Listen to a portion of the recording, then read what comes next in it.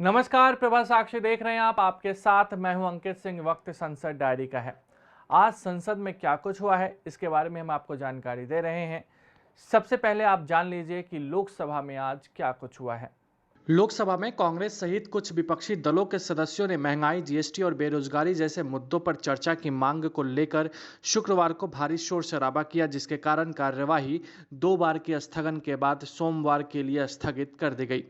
Monsoon सत्र के पहले सप्ताह में विपक्षी सदस्यों के हंगामे के कारण सदन की कार्यवाही बाधित रही। शोर शराबे के बीच ही पीठासीन सभापति राजेंद्र अग्रवाल ने भारतीय अंटार्कटिक विधेयक 2022 पर चर्चा आरंभ करवाई। संक्षिप्त चर्चा और पृथ्वी विज्ञान मंत्री जितेंद्र सिंह के जवाब के बाद विधेयक को ध्वनि मत से मंजूरी दे दी गई।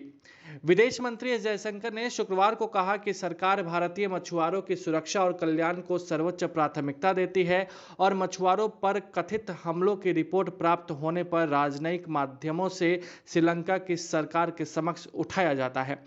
इसके साथ ही विदेश मंत्री ने यह भी बताया है कि सरकार पड़ोस प्रथम नीति के अनुरूप श्रीलंका को आर्थिक चुनौतियों से उबारने के लिए उसकी सहायता कर रही है। सरकार ने शुक्रवार को कहा कि राष्ट्रीय चिकित्सा आयोग द्वारा विदेशों में मेडिकल की पढ़ाई करने वाले छात्र को किसी भी भारतीय चिकित्सा संस्थान में हस्तांतरित करने या समायोजित करने की अनुमति नहीं दी गई है। स्वास्थ्य और परिवार कल्याण मंत्री डॉक्टर भारती पवार ने लोकसभा में कुछ सदस्यों के प्रश्नों के लिखित उत्तर में यह बात कही है। महंगाई और कुछ आवश्यक वस्तुओं पर माल और सेवा कर लगाए जाने के मुद्दे पर राज्यसभा में चर्चा को लेकर सत्ता पक्ष और विपक्ष के बीच मानसून सत्र के पहले सप्ताह में लगातार गतिरोध बना रहा और शुक्रवार को भी ये जारी रहा और हंगामे की ही वजह से उच्च सदन की कार्यवाही को स्थगित करनी पड़ी। विपक्ष जिन मुद्दों पर विरोध व्यक्त कर रहा है, सरकार की ओर से उन पर सदन में चर्चा कराने के बीच में सहमति जताई गई, किंतु यह चर्चा किन नियमों के तहत कराई जाए, इसे लेकर सत्ता पक्ष और विपक्ष के बीच सहमति नहीं बन पाई है। विपक्ष इन मुद्दों पर कार्य स्थगन प्रस्ताव के नियम के तहत चर्चा करवाना चाहता है। रेल मंत्री अश्विनी वैष्णव ने शुक्रवार को संसद को सूचित किया कि रक्षा सेवाओं में भर्ती की नई अल्पकालिक अग्निपथ योजना के विरोध में हुए आंदोलनों के चलते रेलवे की संपत्ति को 559.44 करोड़ रुपए का नुकसान हुआ है।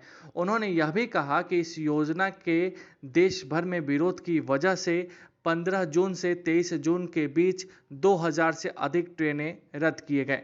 सरकार ने शुक्रवार को संसद में स्पष्ट किया कि भारतीय डाक को निगम के रूप में पुनर्गठित करने का अभी कोई प्रस्ताव नहीं है और डाकघर देश के दूरस्थ इलाकों में विविध सेवाएं मुहैया कराने के लिए उसकी प्रमुख एजेंसी है। संचार राज्य मंत्री देवू सिंह चौहान ने एक सवाल के लिखित जवाब में राज्यसभा को यह जानकारी दी।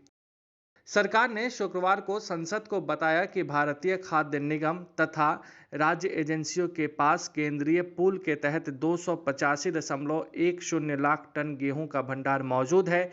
इसके साथ ही सरकार ने कहा कि भंडार और अप्रैल 2023 तक अगले अनुमानों के अनुसार देश में सार्वजनिक वितरण प्रणाली और अन्य कल्याणकारी योजनाओं की आवश्यकताओं तथा किसी अन्य स्वभावता को पूरा करने हेतु खाद्यान्नों का पर्याप्त स्टॉक है। अगर आप भी लेना चाहते हैं देश दुनिया की तमाम जानकारी तो आज ही सब्सक्राइब करें हमारे चैनल को। साथ ही नीचे दिए बेल आइकन को जरूर दबाएं ताकि हर अपडेट आप तक पहुंच सके।